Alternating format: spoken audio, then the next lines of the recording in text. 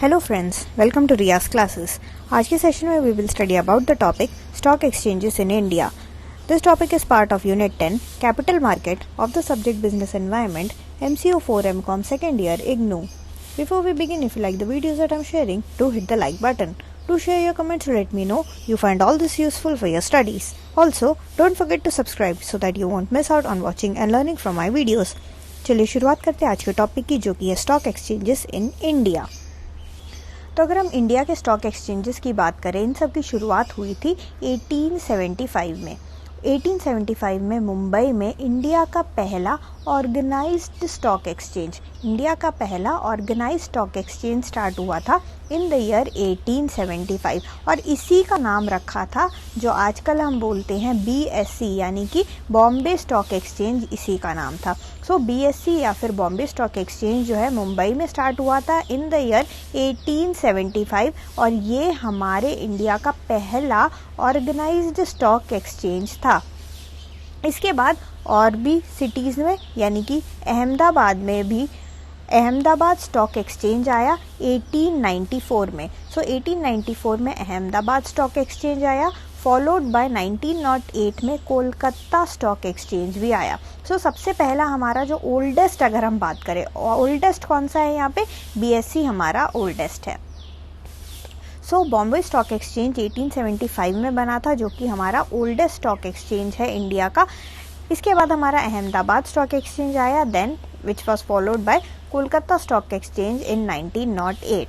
Now, the number of stock exchanges in India have went up from 7 by 1939 and increased to 21 by 1945. So, अगर हम data की बात करें 1939 से लेकर 1945 के डेटा की, in the year 1935 there were only 7 stock exchanges. So, 1939 में खाली 7 stock exchanges थे इंडिया में, जिसमें कि ये तीनों भी इंक्लूडेड है। और अगर हम 1945 की बात करें, 1945 तक इंडिया में जो है 21 स्टॉक एक्सचेंजेस जो है वो आ चुके थे। एंड ऑल दिस जो है, ये जो स्टॉक एक्सचेंज का नंबर जो है ये बढ़ता ही चला गया। ये जो है अभी जिसकी हम बात कर रहे हैं, ये सारे ऑर्गेनाइज्ड स्टॉक एक्सचेंजेस हैं। नाउ इसके अलावा कुछ अनऑर्गेनाइज्ड स्टॉक एक्सचेंजेस भी थे जो कि इंडिया में फंक्शन कर रहे थे। नाउ अनऑर्गेनाइज्ड, इसके नाम में ही है अनऑर्गेनाइज्ड, मतलब कुछ भी ठीक से ऑर्गेनाइज नहीं है। कुछ भी ठीक से ऑर्गेनाइज नहीं है मतलब कि प्रॉपर यहाँ पे जो है एक फॉर्मल सेटअप, यहाँ पे एक फॉर्मल सेटअप एब्सेंट होगा। सो यहाँ पे एक फॉर्मल सेटअप एब्सेंट होगा, फॉर्मल सेटअप आपको देखने को यहाँ पे नहीं मिलेगा। तो इसलिए हम इसको कर्ब मार्केट भी बोलते हैं। क्या market? Kerb market. So on one hand we have the organised market and on the other end we have the unorganised market. So यहाँ पे अनऑर्गेनाइज स्टॉक एक्सचेंजेस हैं जो कि सब कुछ प्रॉपर फॉर्मल तरीके से चल रहा है, and on the other hand there were unorganised stock exchanges जो कि नॉट फॉर्मल तरीके से बिल्कुल भी नहीं ये लोग चल रहे थे। तो यहाँ पे इसको हमने नाम दे दिया कर्ब मार्केट, हमने इसको नाम दे दिया। नाउ फॉर्मली जो सिक्योरिटीज कॉन्ट्रैक्ट रेगुलेशन एक्ट, जो सिक्योरिटीज कॉन्ट्रैक्ट रेगुलेशन एक्ट, ये फॉर्मली हमारा आया 1956 में, और इसने रिकॉग्नाइज करना स्टार्ट किया स्टॉक एक्सचेंजेस इन इंडिया को। So a number of stock exchanges जो कि अनऑर्गेनाइज्ड फॉर्म में भी धीरे धीरे बढ़ते चले जा रहे थे, इनका नंबर जो है बढ़ता चला जा रहा था। सो ये एक्ट के आने के बाद जो है इनका जो है नंबर भी जो है कम कर दिया गया। Now most of the stock exchanges that mushroomed were derecognised and the number of stock exchanges was reduced to 7 only. So stock exchanges का नंबर बढ़ता चला जा रहा था। पहले जो थे ऑर्गेनाइज्ड वाले ही थे, उसके बाद जो है ये अनऑर्गेनाइज्ड वाले भी आए। अब अनऑर्गेनाइज्ड वालों को फॉर्मल सेटअप की कोई ज़रूरत ही नहीं थी, तो ये लोगों का नंबर तो ऑब्वियसली इंक्रीज होगा। जिनके पास पावर है, पैसा है, वो लोग भी जो है खुले जा रहे थे स्टॉक एक्सचेंजेस। अब इसके कारण जो है बहुत ज़्यादा स्टॉक एक्सचेंजेस इंडिया में होने लगे, उनका नंबर बहुत ज़्यादा इंक्रीज़ हो गया। फिर हमारे पास 1956 में सिक्योरिटीज़ कॉन्ट्रैक्ट रेगुलेशन एक्ट आया और उस एक्ट ने प्रॉपर जो है बता दिया कि एक स्टॉक एक्सचेंज इस तरीके का होगा। उसने ले डाउन कर दिए वेरियस टर्म्स एंड कंडीशन कि भाई आपको जो है ये फॉलो करना पड़ेगा to become a stock exchange. और इस कारण क्या हुआ, अनऑर्गेनाइज्ड में से काफ़ी सारे जो है आपको गायब होते हुए दिखाई देने लगे। और इसके कारण क्या हुआ, जो नंबर ऑफ स्टॉक एक्सचेंज, अब इन सबको तो उड़ा दोगे, अब इन सबको तो हटा दोगे, तो इन सबको जब आप हटा दोगे तो नंबर ऑफ स्टॉक एक्सचेंजेस आपके पास कम हो जाएगा, ये तो ऑब्वियस सी बात है। सो आपका जो नंबर ऑफ स्टॉक एक्सचेंज था वो 7 रह गया। कैसे, देखो हमने प्रीवियसली देखा कि कैसे वो इंक्रीज हो रहा था नंबर, बट जो है इस एक्ट के आने के बाद जो स्टॉक एक्सचेंजेस इन इंडिया है उनका नंबर जो है खाली 7 ही रह गया। और अगर हम 1980 की बात करें, बाय 1980 हमारे कंट्री में खाली 9 स्टॉक एक्सचेंजेस थे। ओके, सो 1956 तक आपको जो है नंबर ऑफ स्टॉक एक्सचेंजेस बढ़ता चला जाएगा। एक और बार हम डेटा देख लेते हैं, रुको। सो हम वेरियस ईयर का जो डेटा है वो एक और बार देख लेते हैं। 1939 में हमने 7 स्टॉक एक्सचेंजेस से शुरुआत करी थी, उसका नंबर जो है इंक्रीज होता चला गया और 1945 में वी हैड 21 स्टॉक एक्सचेंजेस।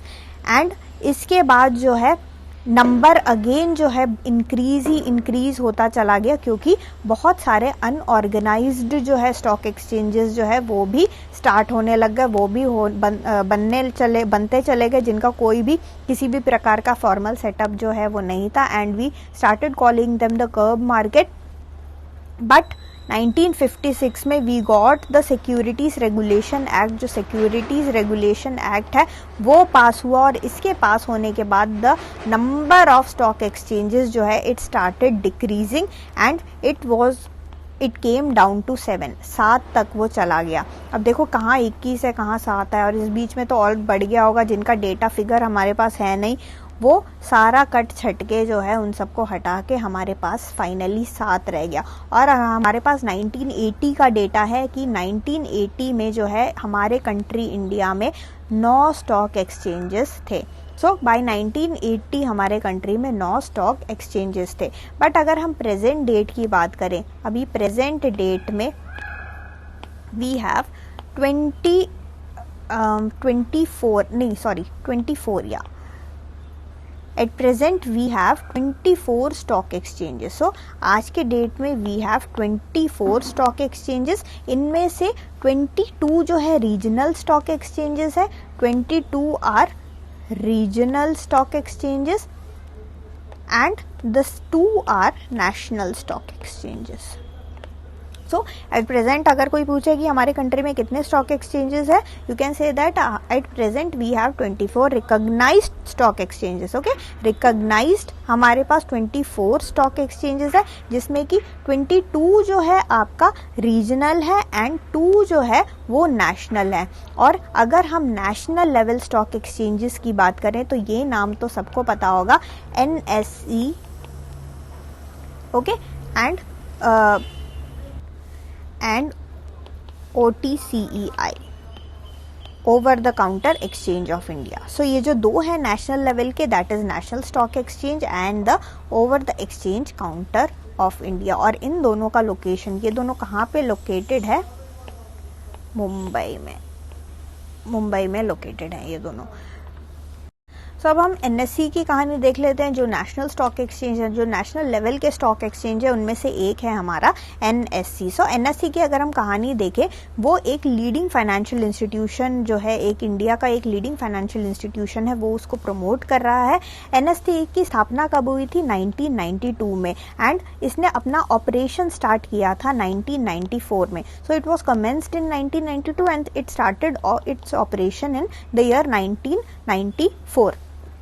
अगर हम इसके स्ट्रक्चर की बात करें, यहाँ पे जो है कॉर्पोरेट स्ट्रक्चर आपका रहता है, कॉर्पोरेट आपका स्ट्रक्चर रहता है, स्क्रीन बेस्ड ट्रेडिंग आपका यहाँ रहता है। किस तरीके का trading, screen based trading.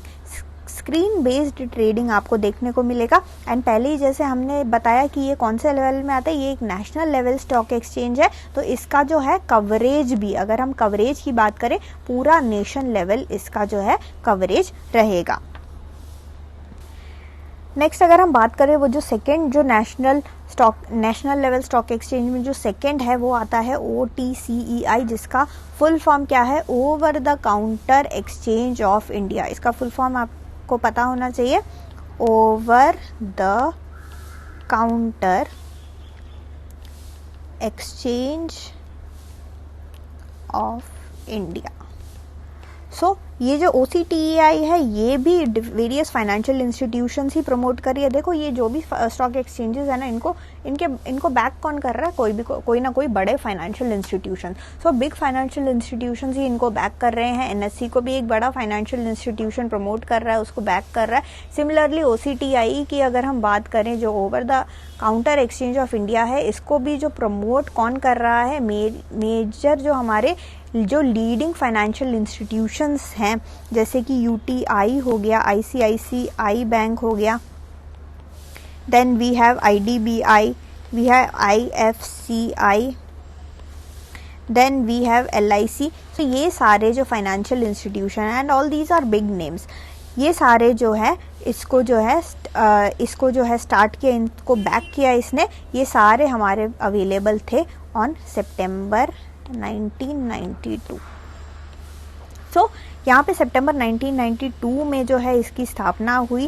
And इसका मेन काम यही था कि स्मॉल और मीडियम साइज जो कंपनीज होती हैं, स्मॉल और जो मीडियम साइज कंपनीज होती हैं, जिनका capital should be about between 30 lakh and 25 crore.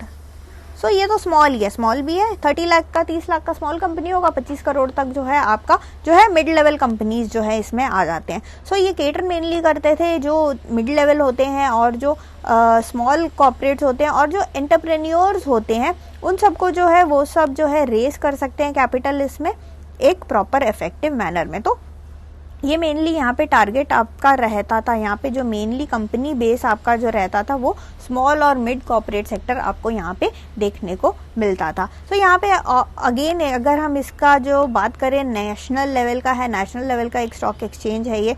तो यहाँ पे आपको ये सारे जो है major cities of the country में आपको जो है ये देखने को मिलेगा। So again on this stock exchange, the securities of all those companies can be traded which are exclusively listed at OTCEI only. So यहाँ पे इसमें जो भी रजिस्टर्ड है, जो भी जितने भी कंपनी है, चाहे वो कंपनी ABC कंपनी हो, चाहे वो कंपनी XYZ कंपनी हो, कोई भी कंपनी हो जो इसमें रजिस्टर्ड है, वो उन्हीं के स्टॉक जो है, उन्हीं के शेयर जो है यहाँ पे ट्रेड होगा, उन्हीं के शेयर का जो है बाई और सेल होगा, जो कि यहाँ पे रजिस्टर्ड है। In addition, certain shares and debentures listed with other stock exchanges in India and the units of UTI and other mutual funds are also allowed to be traded at OCTI as permitted securities. अब इसके अलावा देखो जो registered है वो ही एक तो bye और सेल करेंगे, नंबर 1। बट एक और रूल इन्होंने बना दिया कि भाई जो कुछ ऐसे हैं हमारे पास सिक्योरिटीज जो कि जिनको जो है अलाउ कर दिया, परमिशन दे दिया कि आप लोग भी भाई, क्योंकि ऑक्टाई में जो है आप लोग भी जो है बाय और सेल कर सकते हो, आप भी जो है फंड्स जो है यहाँ पे रेस कर सकते हो। तो कुछ को परमिशन जो दिया वो लोग यहाँ पे ट्रेडिंग कर सकते हैं, प्लस जो रजिस्टर्ड है वो ही यहाँ पे जो है ट्रेडिंग कर सकते हैं। However, of late turnover at this stock exchange has considerably reduced and अब आज के डेट में अगर आप देखोगे ना, तो यहाँ पे जो है काफ़ी ज़्यादा फुटफॉल बहुत ज़्यादा कम हुआ है, बाइंग और सेल जो है यहाँ पे जो है वो कम हो रहा है।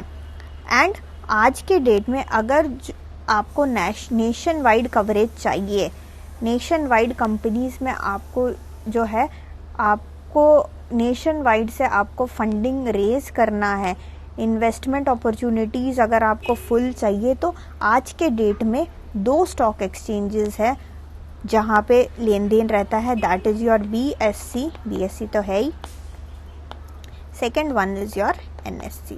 Okay, so BSE and NSE ये है दो मेन जहाँ पे जो है ट्रेडिंग आपको देखने को मिलेगा। सो आजकल जो है ऑनलाइन ट्रेडिंग स्टार्ट हो गया, स्क्रीन बेस्ड ट्रेडिंग। देखो पहले स्क्रीन बेस्ड ट्रेडिंग नहीं रहता था, बट रेवोल्यूशन यहाँ पे तभी आया जब स्क्रीन बेस्ड ट्रेडिंग आया, जब ऑनलाइन ट्रेडिंग आया ना, तभी यहाँ पे जो है पूरा का पूरा जो है यहाँ पे रेवोल्यूशन आ गया इस इंडस्ट्री में। ये जो स्टॉक एक्सचेंज वाला जो मार्केट है, यहाँ पे रेवोल्यूशन तभी आया जब screen based trading as well as online trading जो है वो डेवलप हुआ। क्योंकि इसके डेवलपमेंट के बाद क्या हुआ, टीवी में भी जो है ये आपको ज़्यादा से ज़्यादा देखने को मिल गया। यहाँ पे प्रॉपर जो है चैनल्स बना दिए गए, प्रॉपर CNBC जैसे प्रॉपर डेडिकेटेड चैनल्स है। वो चैनल में अगर आप सुबह देखो या शाम को देखो या दोपहर को देखो या रात को देखो, आपको स्टॉक के बारे में ही जो बाइंग और शेयर सेलिंग वगैरह होता है कि कौन सा स्टॉक कहाँ जा रहा है, इनके बारे में डिस्कशंस होते हैं। आपको एक्सपर्ट्स यहाँ पैनल बैठाए जाते हैं जो कि बस इसी के बारे में दिन रात सुबह शाम ये लोग जो है स्टॉक के बारे में ही जो है वो डिस्कस करते रहते हैं। तो यहाँ पे जो है एक डेडिकेटेड जो है चैनल बना दिया गया है, डेडिकेटेड जो ये चीज़ें बना दिए गए हैं। इसके कारण जो है अवेयरनेस बहुत ही ज़्यादा जो है इन चीज़ों के बारे में वो बहुत ज़्यादा बढ़ गया है। And the distance has become irrelevant and so most clients prefer dealing at NSE and BSE। तो यहाँ पे जो है NSE as well as BSE इनमें ही ट्रेड करना जो है लोग जो है प्रेफर करते हैं। क्योंकि ये नेशनल स्टॉक एक्सचेंजेस हैं भैया। आप नेशनल स्टॉक एक्सचेंजेस में ही डील करना प्रेफर करोगे। आप you want being an investor also, being a company also, you want national exposure. आपको चाहिए कि मैं भाई नए नए कंपनियों में इन्वेस्ट करूं जहां पे मेरे को फ़ायदा हो, या फिर मैं नए नए जगहों से फंडिंग को रेस करूं। सो यहाँ पे जो है फ़ायदा दोनों लोगों का है, इन्वेस्टर का भी है, हमारे कंपनी का भी है। तो यहाँ पे लोग भी प्रेफर करते हैं कि मैं एक ऐसे स्टॉक एक्सचेंज में जाऊँ जिसका प्रेजेंस जो हो, which has a national world wide presence. So NSE and BSE जो है most sought after stock exchanges है जहाँ पे लोग प्रिफर करते हैं अपना पैसा लगाना या फिर अपना लिए फंडिंग रेस करने के लिए भी वो इसको ही मेनली प्रिफर करते हैं। सो एज अ रिजल्ट क्या होता है जो हमने पढ़ा था 22, देखो 24 स्टॉक एक्सचेंजेस हैं, 22 हमारे regional stock exchanges as a result. अब लोग प्रिफर किसको कर रहे हैं, NSE BSE को। NSE BSE तो बट नेशनल स्टॉक एक्सचेंजेस है, ये वो 2 में आता है। ये जो 22 है ना रीजनल स्टॉक लेवल एक्सचेंजेस, इनके पास जो बिजनेस है, इनके पास बिजनेस बहुत ही ज़्यादा कम रह जाता है। सो यहाँ पे बिजनेस का लेवल जो होता है बहुत ही लो वॉल्यूम में रहता है for all these 22 regional stock exchanges. Mainly जो होता है BSE NSE के बारे में ही चर्चा होती है, BSE NSE के बारे में ही बात होती है, क्योंकि ये नेशनल लेवल का है, लोग इसको ही प्रेफर करते हैं।